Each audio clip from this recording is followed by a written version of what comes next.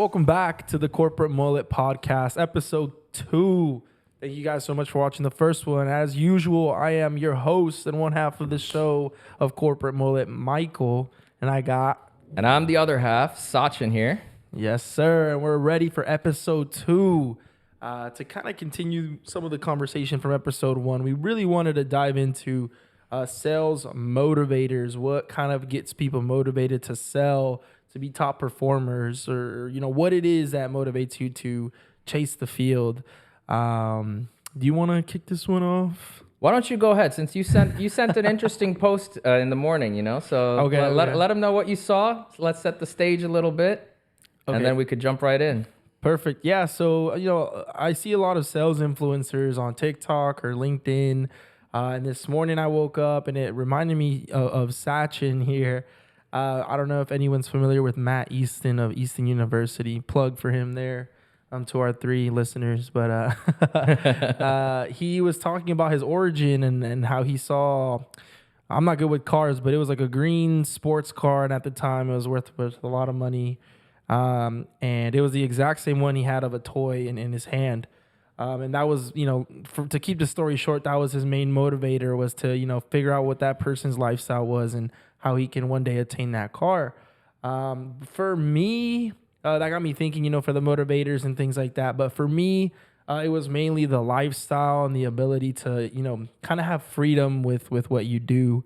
So financially, sales is a big money compensator, financial freedom, things of that nature. But another thing people don't know, it's really depending on the company, but it's a good work-life balance. You get your work done and you're done for the day or for the week or however your company's structured. No. This is not the motivators that we're talking about today. Then what do you? Let's dive into. Okay, so that's this is my how, motivator.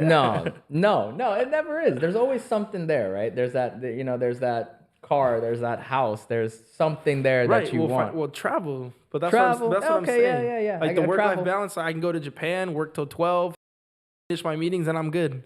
That's where I was kind of segueing, but... Gotcha. But, yeah. But, no, I mean, like, the way I look at it, though, right? Like, from when I started in, like, B2B solution selling, more on the IT side, I always, I look at cars. I'm a huge car guy. I collect cars. I love cars. I'd spend every dollar on cars if I didn't have to pay rent or mortgage or anything else there. But for me, like, my motivator has always just been what's the next car that I want. So I would like print out a picture and like stick it over my desk or set it as like my desktop background for my laptop when I'm working or whatever, and just constantly have it in front of my face, right? Because when I'm talking about like motivators and sales, it's not more than like grand scheme. It's like, hey, what am I going to reward myself with that next big deal, or when I make that next career jump, Because that's what wakes me up in the morning. Like I want that next upgrade of the car or whatever. Obviously, without putting yourself in bad financial situation. Yeah. So Exactly. But like I guess I could jump in really quick with like just a synopsis of what I mean by that. So like when I started as a BDR, this is why I wanted him to go first. No, when I started as a BDR, that was around when the Model 3 had been announced, and I was all in on Tesla. I'm like, that's such a cool car. It's not crazy expensive. It's fast. It has all like the autopilot and the cool features, and like screens weren't in all the cars yet. That had the big screen and everything, and it looked sexy. So I'm like, I want a Tesla. I want a Model 3. So I always like pasted a picture of it over my wall. Over my desk, and like had it as my desktop screensaver. I'd constantly be researching in any free time, whatever I had. And that like drove me to kind of move to that next level, because I'm like, as a BDR, I can't buy that car. I need to get into an AM role or account management or account executive role. I need to be in a closing role. I need to have the ability to make more in commission, which I just can't do as a BDR at the company that I was at. So that's what got me up in the morning more than a cup of coffee or anything. Like, I want that Tesla. So, well, I guess about a year into that job, after I moved in, or I was in that BDR role for 6 months and then got promoted. And then I was an account manager and took over like my first large accounts. And immediately I was like, shadow the top reps, shadow my director, shadow all the leadership when they're on these calls during the transition phase, and learn as fast as I can, because I want that car by the end of the year. because the tax credit was expiring. So I'm like, It's back though. It's I'm back. like, I need the money right now. So like I worked my ass off, made the commission, and then ended up, getting the promotion, which helped with the base as well. And then when I closed like my first like good size deal with one of the larger clients, that's when I was like, put the pen to the paper, or in Tesla's case, click a button on their website and get the car. That was my like first milestone. We'll go into other second, third milestones after, but why don't you talk about one of like those kind of milestone motivators for yourself? Okay. Yes. Actually, you know what? Why don't you talk about your interview for your first B2B BDR role and that slide deck we put together? Yeah, true. There's some motivation there. True. So in that first sales interview for a BDR position for a tech company, they had create a 30, 60, 90 day, and then go into why you want to work here, how quickly you can ramp up.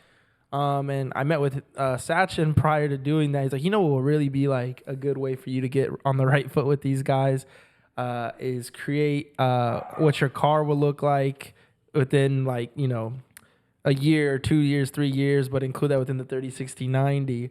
So, in the first 30 days is my current car, which is a Toyota Yaris. In the 60 days, put the Supra, right? But that's like kind of like, when you ramp up and all that. And then in 90 days, like put in that, was it the something Romero, No, it wasn't it was the Ferrari Roma. yeah, something with the R, dude. Yeah, the Ferrari I'm Roma. a huge car guy. But that would be the progression plan. And that really worked. They enjoyed it. Because if I'm driving that, what are they driving? So that helped knock the socks off. I mean, to this day, I guess one of my money motivators is the Toyota Supra that I hope to acquire. And but for now, it's the relief of debt. So, I mean, we're almost there, honestly, after a year and a couple change. Well, not only that, there was all like the stuff for the house. And Well, all yeah, that, yeah. I mean, there's plenty of everything now in plenty of between. stuff there in But now I between. can live my lifestyle while paying off the debt, which is, something prior to sales is something I couldn't do. It's either one or the other. So that is a huge motivator for sure. Yeah, and I mean, for me, I just try to keep the ball rolling. What's the next thing that I want to achieve in my life? Keep in mind, this is 1 year in. This is like year 7. 8 years in. That's the whole point. You guys get to see. You get to see the journey to there. So don't compare this to that. But it'll be that one day. So like for me, I was planning on getting married, and I'm like, if I want to do that, I want to be able to purchase a home and all that stuff. So the next target for me was buying the house that I wanted. So I spent all the time like posting pictures of what my dream house would look like and like what features I want, looking up how I'd want to furnish it and like what kind of smart home gadgets and everything, and really just immerse myself into it, where it was to the point where I'm like, I have to get this. This is what's acceptable for a house for me. I can't. So I have to go out there and figure out a way to make this reality and not just a dream. So that kind of drove me to entering the job market because at that time, this was a little bit into the pandemic, where people were hiring, and the way if you wanted to make more money, you would make a lot more jumping ship than you would from asking for a raise. So that's when I made my shift to really true enterprise outside of like just the energy and utility industry, but more into like the high tech space and manufacturing and things like that, and selling solutions across the board. So that leap helped me get to a point where I felt comfortable enough to purchase the home I wanted. And we went through the whole design process and construction and all that stuff. And it was a blast. And honestly, like that, and then like once we got to like the upgrades and everything, I'm like, I got to go sell more. I got to do more and more and more. So like it kept me motivated for a long time. It was a big cycle to it. So it definitely was a fun time, and also stressful because it's a much larger purchase than like a car. Yeah. But it was that, I think that helped push me for the biggest jump compensation wise that I've ever gotten, was really from I'm like, let's think bigger instead of another car or something. Let's think bigger. Let's buy a house. So that helped me make the biggest leap for sure. But I'll let you talk a little bit also about kind of what your motivations are going forward. You were talking travel, right? So what's your like? What would you set as like your milestone for 2024? Since we are coming up to the end of the year. Yeah, no. So for 2024, I got a couple trips already in the books that I thought would be later on in the year, but it's neither here nor there. Yeah, no. I mean, India will of course happen, and I guess Dubai will as well with that trip. But I hope to at least do another one, another big one. I do want to do Japan 2024, but the way timeline is working out and things, it's gonna things are just coming in the way. But no, those two things are the biggest ones for sure. Is that one for Matus, one of our friends, and then Japan has just been a personal trip of mine that I've been wanting to go on since it was supposed to be my next trip after Barcelona in 20. When was the pandemic? It was right before the pandemic. 2020. October 2019, and then that same group was gearing up to go to Japan, but then February, hit the fan. So hopefully that worked, but it just got postponed. So it's gonna be 4 years, and 4 years since I was supposed to go. So yeah, travel big time Japan, and then of course Europe eventually, and so on and so forth. But that's the next big one. So I feel like I've been talking a lot. Why don't you tell the listeners how does that kind of like motivate you in your day to day, and then I'll jump into kind of how I take that that want or whatever you want to call it and turn it into action. But how do you incorporate it into your day to day? Yeah, I mean, well, in order to afford it, first of all, you got to make money, and I'm not making terrible money at the time, but not enough to kind of justify to do something. Well, actually, that's a lie.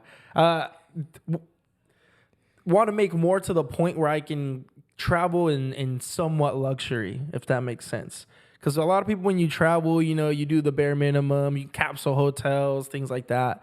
But the main motivation is to go and like enjoy like the fine things of that country, travel in somewhat style. There's better upgraded trains than the basic trains, or a better seat, or fly, I don't know, business class to Japan. Book the hotel you want. Exactly. So like live it comfortably and enjoy everything it has to offer. So my main motivation is to now, instead of traveling and staying in a hotel room with 6 other people or in a hostel, you're by yourself in a hotel room big enough for 6 people. So, I'm a bit bougie, so that's my main motivation. So day to day, going to work, I mean, the way to do it is just to have the track record that speaks for it. And what got me into my current title has been to be at the top. I came in, crushed quota, hit numbers people have never hit before.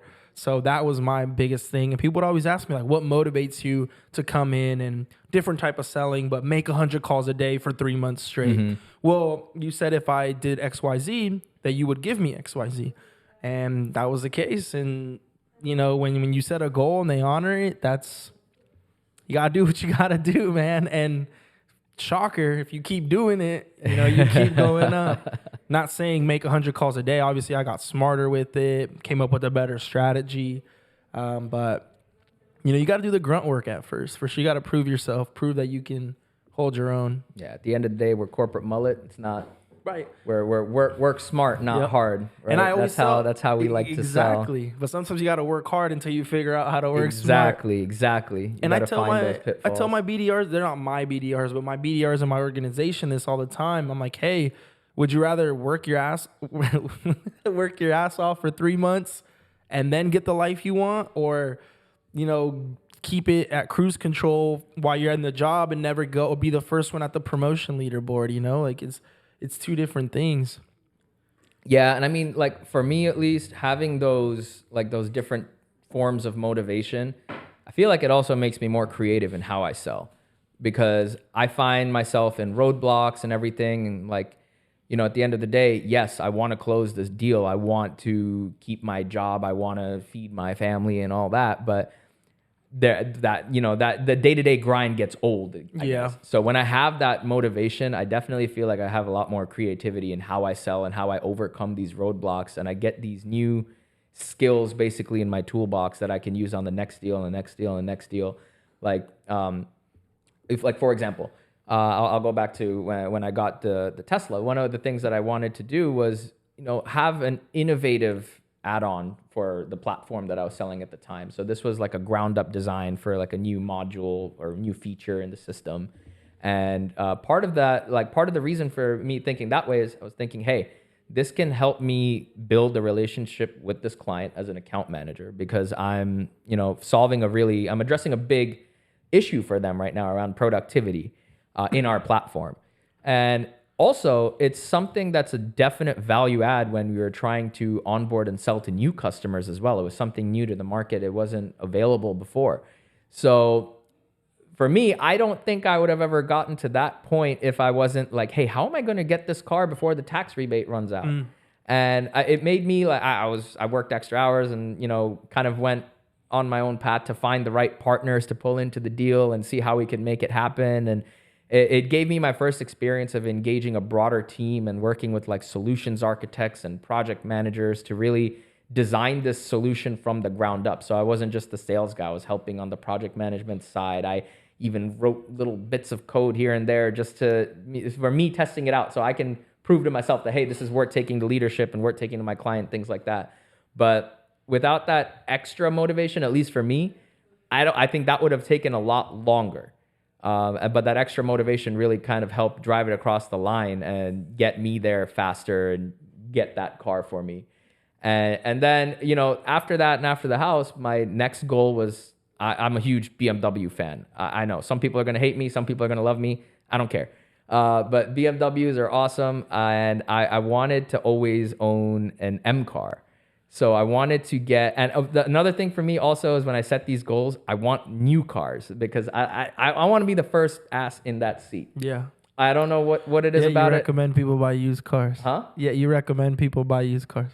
Look, is it the best financial decision, especially when you're talking about a BMW, because then it's going to be worth half as much a year down the road.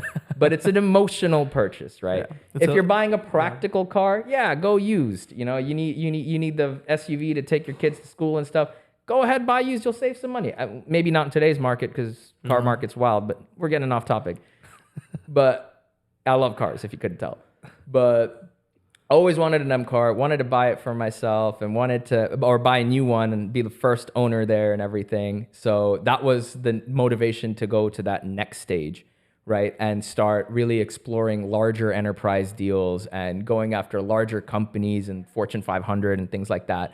And growing my role in the business that I just joined. So it took me, so I bought the house, and then during the end of the process, since it was a new build, I had it in my head. I'm like, the house is going to be done. I'm going to get the keys. I'm going to need the next thing. And the car was it because I wanted it. I'm like, the car is it. So I think it was a couple months after I bought the house, I ended up getting the M4 too. So now I'm working on figuring out what the next realistic leap is. I think that's another pit. Maybe that we could jump in on that a little bit. I'm a little bit later stage in my career now, and in comparison, and so I've gone through the cycles a little bit, and I feel like now the things that I want, it just seems like so unattainable, like like growing up and stuff. I'm like, no, okay, full disclosure, the next thing I want to buy is a Lamborghini, but like I also know that that's a much bigger jump than from a Tesla to an M4. Anything under 200,000 is cheap. I'll let you talk about that. That's a reference, okay? That's not what I say, just for context.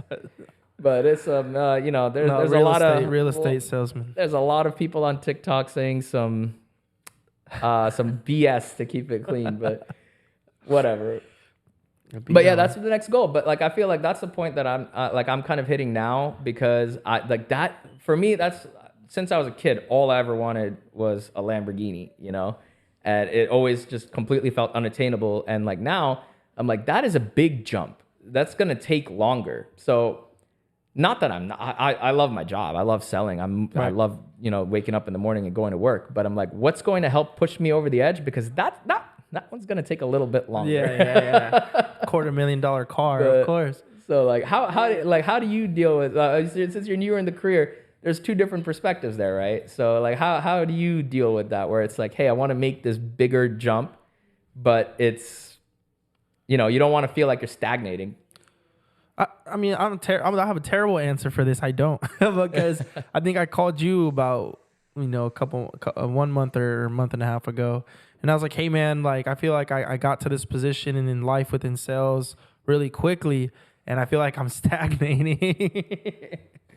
So I'm like, hey, how do I accelerate it? And in 6 months, I'm in a new title with a new check and all that. So sometimes, at least in the point where I'm at with my career, I just have to remember that like I'm far ahead than most people are. I guess when you start off where I started off, so count my blessings.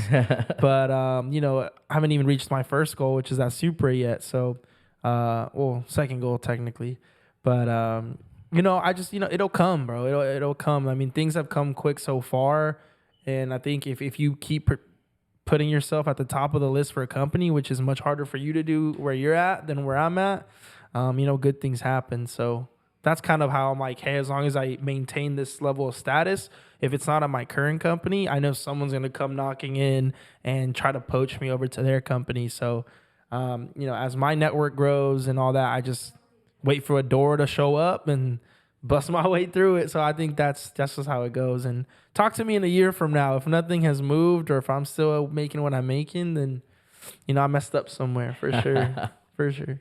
No, honestly, you said something I'm going to just build on a little bit is the idea of stagnating, right? Mm-hmm. Stagnation, I feel it just kills salespeople. I think that's what leads to more burnout than the hours you're putting in. At least for me, it's like a high. I don't mind putting in the hours if I'm closing deals. I'm working on a really interesting deal or a large deal where I can see the benefit of it. Yeah.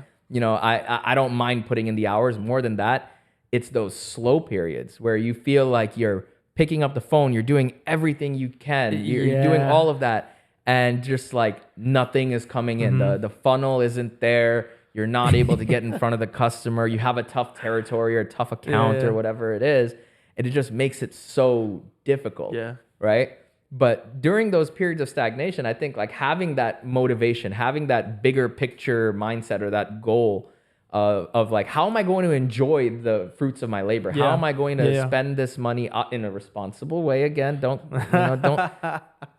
get yourself in debt, kids. It's not fun. This guy's Dr. Jekyll, Mr. Hyde. But that is good advice. No, like it really helps overcome like the stagnation because I've been through periods where it's just like, why am I doing this? Like no one's answering the phone. Yeah. I don't understand what's going on with the account. Or business is shrinking or whatever it is. Sometimes it's external market forces, whatever it may be. There's always those points where, it's just like, hey, like I'm dreading getting on that next, business review call with my boss, or I'm dreading, having to put my activity in Salesforce because there's no results with all the work that I'm putting in. So like that, having that picture of that Lamborghini on the wall though, and like just close my eyes, picture being behind the wheel of one of those cars, that helps get through those slow cycles. Yeah. No, and I completely agree. I think this was literally my mindset about, I want to say towards like just until the beginning of November is when things started changing. But I want to say from like mid-September to October, being responsible, being moved into a quarterly like commission system as opposed to month to month was brand new to me. But it was something, I'm trying to get into that 6 month or whatever selling cycle with my current company, and I was just responsible for bringing in the meeting, which is kind of more like a BDR. And then I wasn't really responsible for the close of that meeting. So for me, it was like, I'm doing everything in my power to make this happen, attend the meeting, but couldn't really say anything. And, things just weren't coming in or weren't closing. And for me, it was boring because it's like, okay, I can bring them in, but if I can't close them, then like, what's the point? So up until recently though, now I'm like being put in a closing role. And it's just life-changing because now I'm grinding again, but not because I'm being forced to, but because I want to. Now it's interesting. I'm learning the second side of selling. You can ask this guy, I went and bought Challenger sales and then, the industry standard for selling, for closing. So it's fun again. And now I'm comfortable. I can still be here. had a heart to heart with my boss. He's happy, I'm happy, company's happy. And yeah, no, it's if you're not growing or if you're not, what's the word? If you're not growing within your company and things like that, it can feel like some long days in the office for sure. Definitely. It's not fun. But just to step back to the excitement of closing, I can attest to that. There's very, very few things that would cause a grown man to giggle like a child. And this Friday, Veterans Day, this guy is off and had 2 closes. And he whips out his laptop. He's processing the deal. He's on Slack. He's messaging everyone to the point where his CEO got confused and was like, wait, are people in the office? It's a day off today. And this dude's just closing deals. And in the car, he's giggling like a child. And like that's the excitement. That's that kind of rush you get with closing. And, I think that's another motivator too. I don't think it's a necessary quality for sales, but if you're competitive, I feel like it gives you a upper hand a little bit. Yeah, I want to be on the top of the leaderboard as much as I can be. I want to be in President's Club. I want to be the top rep wherever I go because I'm just naturally competitive. Yeah. But if you're not, I don't know. I mean, I think we both run into reps where we just feel like they're just floating by, hit the minimum and go, hit the minimum and go. And I don't know. I don't feel like that's not how you take full advantage of a career like sales where it's so like outcome based and you are really an individual contributor. It is, I'll say it again, we said it last episode too, you get out of it what you put in. Right. And there's not too many other careers like that. No. And if you don't have that little bit of competitiveness and then you're up against a rep who, he cutthroat, ready to go, like he wants to be the top rep, you're more likely than not, you're going to be overshadowed. Yeah. Yeah. Everyone tells you to be humble with it, but I'm not. I am not. And I think it just adds to it. Like, but don't get me wrong. On a slow month, I'm still who I am. I'm still talking, friendly trash and things like that. Never switch up. It's never a good look. So maintain when you're up, maintain it. When you're down, maintain it. But it's fun. It makes it fun. Like we've got people say like, work is fun. I've never heard that before in my life, up until sales. So yeah, legal's not really where you hear the word fun. Right? No, it's when you're cooped up in the cubicle while the attorneys are having fun. So, and by fun, I mean whiskey in the office till like 8 p.m. fun. Yep. So. I mean that. But when you're in your cubicle, when you're in your cubicle without whiskey, because you're just a staff person, it's not fun. So, you just get to watch everyone you got partying. Water. Yeah, you get limited one White Claw per the office event because you got to get back to the important stuff. So, well, going back to like the slow times, right? Those are the bad times. Yeah. What techniques have you used to keep your mental health in check? Because that's a big part too. Mm-hmm. If you get imposter syndrome, you start doubting yourself, it's hard to get kind of back on the horse and back on the phone and have that same confidence when you're talking to a client. So in you're coming up on 1.5 years now. No, year. Just a little over a year. In sales total? Yeah, October. Oh. All right, a little over a year. Yeah, okay. I thought you were coming in on 1.5 years. No, okay. That's what I was telling you. I'm in a great spot. You're at 1 year and a month in. Okay, cool. So in that 1 year and a month, okay, so like we talked about when you had a slow 2 weeks and oh man, stuff. Yeah, the world was ending. Slowdown. The world was ending. So like, how do you deal with like managing mental health in a job that honestly, a lot of times we like to make it sound all fun and easy and whatever, but it is a very stressful role to be in. You live it every 3 months. Yeah, every 3 months. You never look ahead. You never look ahead. But how have you dealt with that? Yeah, so I'll talk about 2 instances. So my first go around as a BDR, I was new to losing, dude. I came in hot. Well, I didn't come in hot, but I hit my ramp goals, so it worked out. But after I was fully ramped, I was experiencing my high. I'd booked the most meetings in company history, things like that. I want to say my 4th month or my 5th month. For the first 2 weeks, I wasn't booking nothing, dude. Nothing was closing. Nothing was coming in. Meetings were being dodged. I thought the world was ending because This was still at the first company. Yeah. I was like, man, this is I haven't gone a day without booking. I mean, now I'm like, I'm booking them, but they're not showing. So I'm just like going crazy. I'm like, I have my talk track. I'm not doing anything that I wouldn't normally do. But it was a different season. We went from October, November, December to now like January, February. So things are already in motion. People are already good with what they got from last year. So now it's just convincing like the late stragglers or finding out who's the late stragglers and things like that. So I had to switch up my current prospecting list. I had to completely like I think if I remember correctly, I completely scrapped it, and then I went and started calling new leads. And luckily, it panned out. But I wouldn't recommend that today for sure. But I just went with the new mindset. Did research on the numbers of what worked before I joined. So like what was working last January, February, and started calling into those places, and it worked out.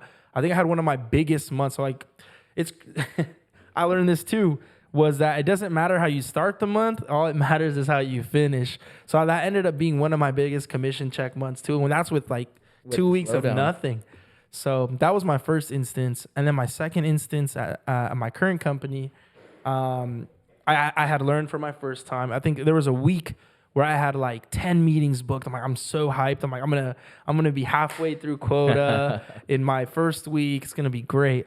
And then none of them showed. I was 0 for 10. And we had just like switched to tracking show rate. So I'm like, I am looking terrible right now. So it was great when they changed the metrics up on you. I Right? know. So I was losing my mind, but that was like, oh no, I remember how it was for me. I knew my number. Like I knew if I booked X amount of meetings in a month, I knew I would hit my quota. So I just kept reminding myself of that, And I had 8 booked for the following week. And then those all ended up showing. So it was just more so like, hey, double down on the weekends, make sure I have leads to call, leads that, have shown that they'll show. And it worked out. And then from there, just keep grinding. So like, I think I hit like 6 above my usual number, but I hit like right at quota. So it just worked out, and that's a big thing. If you know what numbers you need to hit, your stress level goes way down because that is super consistent for sure. Hitting what you hit. I feel like those slowdowns too. Like that's kind of where you learn the most. Yeah. So before jumping into that, just like touching on mental health again, super important. And slowdowns are, they have an impact. At least for me, I like to go take a drive, breathe, meditate once in a while, and just remember that it's temporary. Talk with your leadership. I forgot to say that. Huh? Yeah, talk with your leadership. Crack, make them laugh. All right, just a little side note. I apologize for the dogs if you guys can hear that. I'm not sure if it's coming through on the mics, but I've got 2 little puppies downstairs, and right now we're filming in my loft, so it's pretty open. Yeah. So we'll figure out a solution for that going forward. And while we're apologizing, I apologize for my hair as well. Sorry, I haven't been. All right, and we're back. So we've been having some problems with our cameras overheating. Bought a new camera, and it's still overheating, so a little bit of a disappointment there. Or something. But yeah, I guess to wrap it up, I mean, mental health, kind of how you deal with it and how you tie your motivation into kind of keeping you calm during the slow times too. It's an important skill set to prevent burning out because, it's a stressful job. It's definitely a stressful job. And those slow times, sometimes you have no control over it, but it has control over how much money you take home, how you feed your family, and how you live your life. So definitely important to know how to kind of manage that stress that comes along with it. Yeah. Something that's always helped me is just taking a lap around the office or around like the business park or whatever. Because if you're just sitting there and you're pumped up full of caffeine, you're going to get anxiety. Like even if you don't have it, it's going to happen. I love caffeine. So if you're just sitting there and being a bundle of anxiety, especially if you're having a bad day on the phones, it's just going to trigger an anxiety attack. So get moving. I even bought like a walking pad for my girlfriend, and I probably use it more, to be honest. Wait, what's a walking pad? It's just like a slower treadmill. Oh, okay. I've seen that. Yeah. But like people work from them, and like I don't know how people do that. I always like trip whenever I try to do that. But yeah, no, just get moving. I think just moving, even if it's like getting your 10,000 steps in daily, like it helps. Float spas I heard are good too. I haven't I always personally wanted done to it. try one of those. Yeah. I bought a Groupon for it like a year ago. Just go do it. And no, dude, it wasn't even a year ago. Shoot, it's been like 5 years. But time flies, man. I forgot that was way back when. Coincidentally, that's when you joined sales. So. Yeah. But no, I always wanted to try it because I saw some video on YouTube with like Joe Rogan and talking about how Float it's spas, float yeah. spas and like Yeah, but they how go on they- it after doing shrooms, and they like. I don't know about that, but no, I'm like I want to try it, but that Groupon expired, so yeah. Maybe we'll go try that at some point. But that is time for us today. Thank you guys again for tuning in and listening. Subscribe, like, whatever platform you're listening on. Thank you. Feel free to reach out to us, whether that be through Instagram or any other platforms we choose to share. And yeah, I hope you guys enjoyed the episode for today. Yeah, keep selling. Hope you guys enjoyed. Thanks for tuning in. We'll see you next time, and keep an eye out because we have a special filming set and a little surprise coming in a couple of weeks. So yeah, there's gonna be some interesting things going on. Stay tuned. CMP.